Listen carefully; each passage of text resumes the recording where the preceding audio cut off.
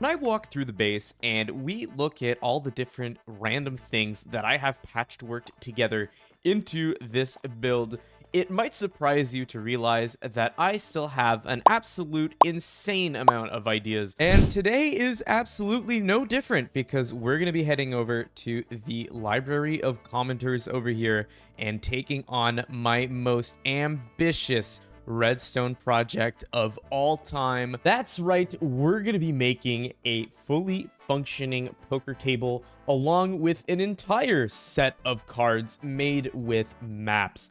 So this is definitely a big project and you definitely want to stick around and see how it turns out.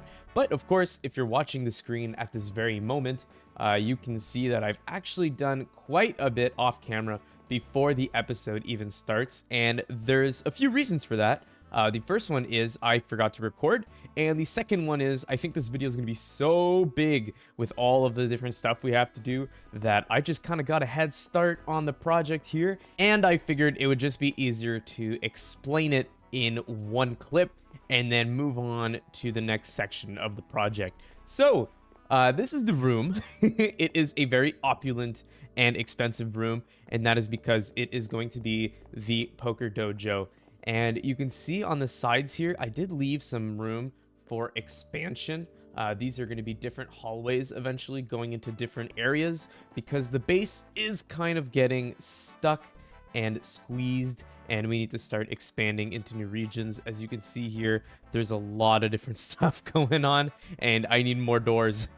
So that's the reason for that. And of course, in these corners here, I have set up some little display cases because while we're playing cards, I think it would be very fun and beneficial to have some little nature exhibits with maybe some frogs, some axolotls, and our new friend, which I didn't vote for, the armadillo. So once I get my hands on some of those, we're going to drop them in here, and it's going to be really nice, and it's going to be a little bit of visual intrigue while we play cards in the single player world here. But in order to play cards at this table, we're going to have to do some pretty intense redstone work here. So just before we jump down into the redstone pit of doom, I just wanted to explain how it's going to work. Basically, you're going to hit this note block, and when you hit this note block, it is going to dispense a card into the player inventory here, which have been labeled. There's up to 4 players, and when you hit another one, which I will install depending on what room is left, it will drop cards in the house, so we can get the flop and all of that, and this is where the betting will go on as well. And in order to do that, we're going to need a few redstone elements strategically positioned underneath the table. We're going to need a card shuffler, which will essentially just make sure that the deck of cards is always mixed up and ready to go. And we're going to need some dispensers. Those are going to be pretty easy. They're just going to feed directly off the shuffler and into the box here, and they'll be triggered by these note blocks. So the whole heart and beating foundation of this thing is going to be the card shuffler, which we're going to be building right here. And in the blink of an eye, I have completed what will be the foundation of this redstone monster. And before we keep going, I just want to give a quick shout out to Tyrant11, the original inspirer for me for this build. I did watch his video and I got really inspired for my own design here. I do use some of the elements that he showcased in his, as well as some of mine. I will link his video in the description, as well as put his username on the screen right now. So thank you very much. But anyway, let's take a look here at what I have done so far. This here is the shuffler, and it is the heart of this machine. All the items come into it, and all the items come out of it, and so on and so forth. And it is triggered by this clock here, which right now is deactivated. Now, the way to trigger this clock is to actually drop items into the disposal barrel, which is hidden above this hopper. So basically what happens is if we put some items in here just like this, it will start to randomly and sporadically pulse out like this using this comparator here. And what this will do is it'll actually ensure that items don't get stuck in the hoppers as much. Now, obviously it's not working fully because it's blocks that are stacking, And if there was no stacking, it would be a lot better. But what will happen otherwise is only the first slot will get activated until you turn it off, which is bad because basically the hopper is slower than the pulse. But this way, it's a little tiny bit more randomized, and also it's just a bit simpler to stick onto the machine. Next, over here, we have something pretty cool. This is the item taker and giver to the player, and that is the technical term. So if I come on up here, and we're probably gonna have to clear this barrel because it's full of garbage. Yep. If I hit this note block here and we give it a little second, we will receive an item, and only one item. And the way that that works, and you can do that infinitely, by the way. So what happens is the note block up there will activate these observers, and these observers will turn off this torch just long enough to let one block through. So you can see in here, there's stuff, and when we hit the note block, it'll only take one item at a time, and once that item has made its way into this dropper, this comparator will tell this observer to shoot a signal, which will then activate the line of droppers going into the shulker. So that is the basic gist of how that system works. Now we just need to tile it 3 more times, and it's going to get a little bit hard in that corner because it's a bit tighter with this system. But the good news about this system is we can kind of just make it snake however we need to. It doesn't really matter, so I'm not too worried. Now, the next and hardest thing that I'm still trying to figure out, because I don't really plan stuff in creative, is to make the system which will include the house. So how are we going to get house cards dispensed into this middle section here? That's the next challenge. Let's go and figure that out. The solution that I have found, I think, and I haven't tested it, so who knows, is to use a dropper ladder here with a hopper connecting it to another dropper connecting it to the hopper. So there's a little bit more activation, and there might be a little bit more delay in this one, but unfortunately it is the lesser of two evils because there's absolutely no way we're going to be able to get a dropper ladder activated from the center of this thing, considering its small size and redstone already running through it. So I hope this works. Now all I have to do is connect the actual hopper line and connector, and then once that's done, we can figure out how to activate it. It is about the 5th time that I run out of repeaters and comparators and observers and droppers and all of that stuff. This project is costing a buttload of materials, but I just wanted to share with you guys the absolute trek that it takes to get to my storage area from where we are in the base, because I think it's pretty rare that I actually show the entire world. So we start off from the castle, and then I fly out, and I have to come inside the main gate over here into the actual museum, cut through the secret little base, open the secret door, come down into the old main storage area, come on down, and through here, out the map room, into the library, and then finally back at the card table. And every time that I build a new section of the base, it feels like the Rube Goldberg machine of rocket usage and me hitting my head on the walls. It gets bigger and bigger and bigger. Ladies and gentlemen, it is time for a real moment with you. I want to be really completely honest. I hate hiding things. I'm really sick of working on the redstone and I need a break, and I'm assuming you guys do too. So how about instead of watching me fiddle fart this redstone, we're gonna go collect some map art and animals. Well, actually, no, we're gonna make map art and we're gonna collect some animals for the enclosures. But before we do, I just want to show you guys, I did get the house working. It was a little bit more convoluted than I would have liked, and it is a little bit slow, but it is completely working now, and I am super happy about that because this kind of took a while. And also, check this out. I even got a really fun little song to play when this activates. Huh?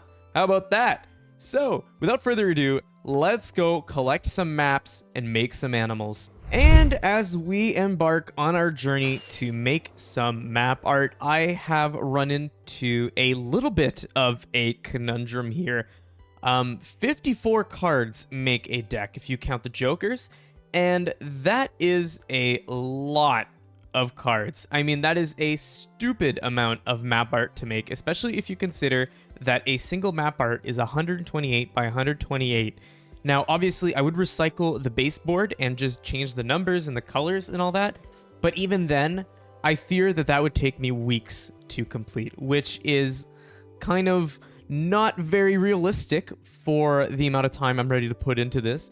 But also, I don't really want to cheat because that kind of sucks, and I want to keep this world as legitimate as possible because there is a way to make map art very easily and make stuff like this, and it takes 2 minutes to manipulate the .dat file to create something like this.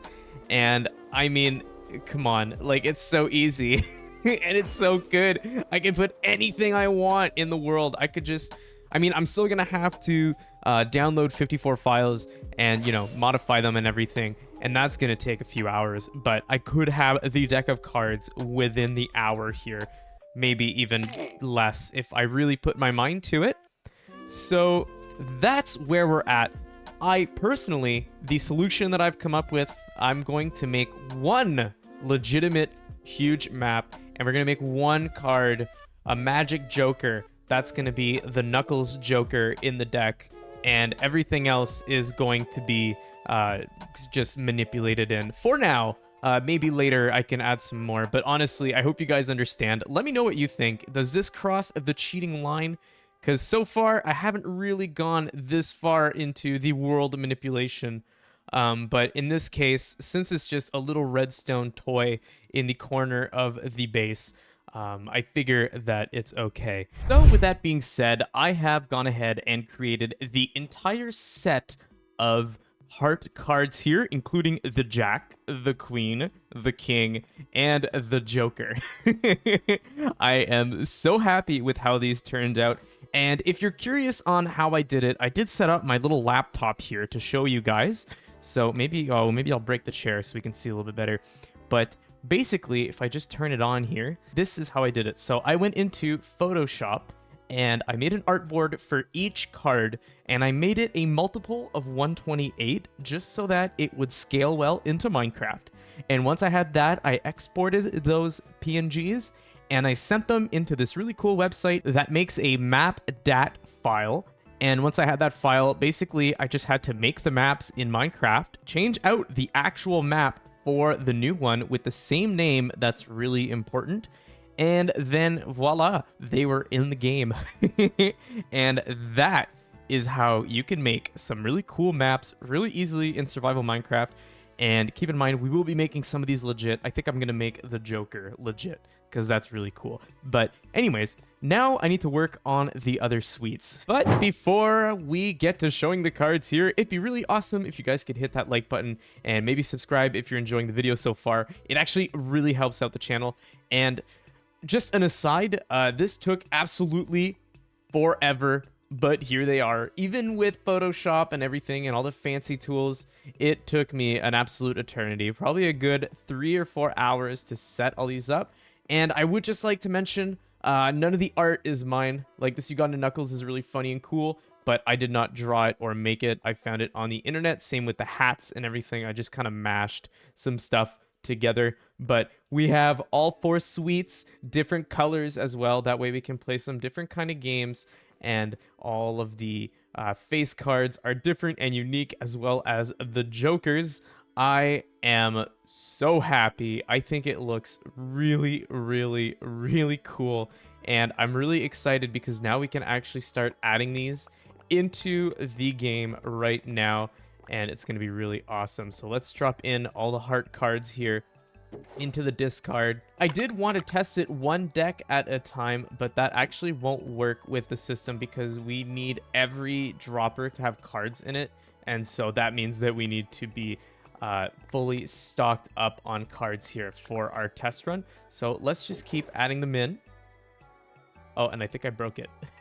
I think I might have added too many cards at once. We'll have to go fix it. Yeah, there is a little bit of an issue if you load up too many cards at once. I don't think the system will actually be able to handle all the cards. Let's just throw them in. Honestly, I don't think it's meant to be loaded. I don't think I can load it up like that. I think I'm gonna have to load it by hand here. So we have a few choices here. I might set up some sort of data pack or texture pack to show the maps in the inventory as they appear in the game, which would probably be a pretty easy solution. And I will also label them as they are in the game. So the heart will actually be called Jack of Hearts, etc., just for easier recognizability. But that is the first step of this room completed. We have the working redstone, all the cards in the game. We're still missing the animals, and we're still missing some beautiful details, which we're going to add. So don't go anywhere, because I got some really cool plans for this corner over here, and the walls, and the ceiling. But unfortunately, we are going to be changing some stuff around here. So originally, I started mapping out the end for the ceiling, and you can pretty much see how well that went. It's not very good. And also, literally just a lag machine that I'm not really appreciating anymore. So I have a better idea. I would like to bring some stuff down into the middle here, because I do think that it is kind of lacking.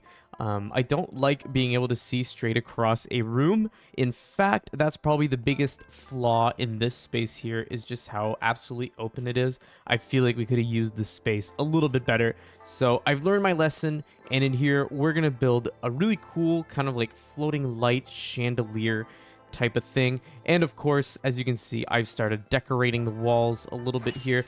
This is a pretty easy concept. Basically what I'm doing is I'm just taking some moss and some fences and some leaves, and I'm just creating these little hanging bushes once in a while.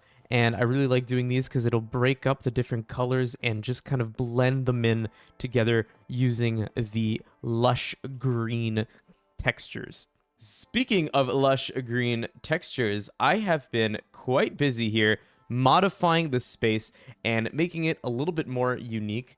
This is usually how I build, and I feel like if you've seen my other videos, you already kind of know this, but basically what I'll do is I will make a kind of blanket design over an entire space, and then once it's done, I will come in and I will change out some of the sections and try to make them less uniform and more randomized and like useful, I guess, visually useful, not actually useful. So what I've done so far, I've added this little barrel here because, you know, people who play poker usually drink something. So we got a little barrel, and we got some just visual decorations a little bit everywhere, breaking up the bookshelf monotony. I've also started working on the top section here. So basically what I did is I just made some hanging lanterns, and that way we're kind of just eating a little bit of the space here. Now, keep in mind, there will be some other blocks. They're just growing in, taking forever, taking their sweet time. We're going to have some glowberries, and I was even thinking of adding some of the red ones from the nether and stuff, and just kind of fluffing out this area a little bit. And of course, we'll add some more detail to this rung up here. But so far, I quite like this space. I like what it's becoming, and I think it's really fun. And I just need to finish up a few little areas. I'm probably going to do them like this, but I haven't had time. I just wanted to give you guys a quick little update. But now it's time to work on what is probably going to be the nicest area and the coolest little corner, which is the jukebox corner, which is now completed. I actually built it off camera just because it's a little bit quicker and I don't want the video to run too long. But basically, we got some lights flowing up here. And down here, we have our jukebox with the discs, which I will soon add. And we even have space for one on top, which I think is really neat.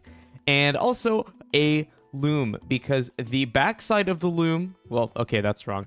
The backside of a loom looks like bookshelves, and the front of it kind of looks like some sort of stereo receiver or a speaker of some sort. And I also added some note blocks back here. I think these look really cool. I really like this area. Also, I have completed the little lush areas on top in between the sections, and I have added our two little froggy friends here. I'll add a little clip of me bringing those guys over. Safe to say, it was a pain in the butt. But anyways, we also have to still add the armadillo and the axolotl, but I'm currently sort of on the side working on getting the blue axolotl, the very rare and hard to get one. I really want it in here, so I'm going to save it for that, and we're also going to need it for the museum. So safe to say, it's probably best to just hold off and wait. But for the time being, let's just add a few little fish. Very nice. Cool. I like the fish. I just wish they'd swim around more and not sit on the bottom of the aquarium. But hey, it is what it is. And fun nerd fact for you, I do have a real life aquarium, a big 125 gallon. I used to keep discus. So the fish in Minecraft, I really like having them everywhere. Anyways, I have done a little bit more work here in the room. Obviously, we added the frogs, and I did some more carpeting and a little bit more texturing to the floor, as well as wrapped up. Oh, hey, the paintings are gone. Okay, we will fix that right now. I did also work on the other spaces, such as the corner over here. I added some more leaves, and this is slowly growing in. So I think we're just about ready to call this project almost kind of mediocrely done. I will be finishing it in a live stream soon though, so if you're part of the Discord, you'll already be notified. But if you want to know when that is, join the Discord and join the Minecraft server too, by the way. But anyways, thank you so much for watching, and thanks to the channel members and server members for supporting these videos. This was the first Let's Play of 2024. I hope you guys enjoyed it. Let me know what I should do next, and until next time, I really appreciate all of you. Bye-bye.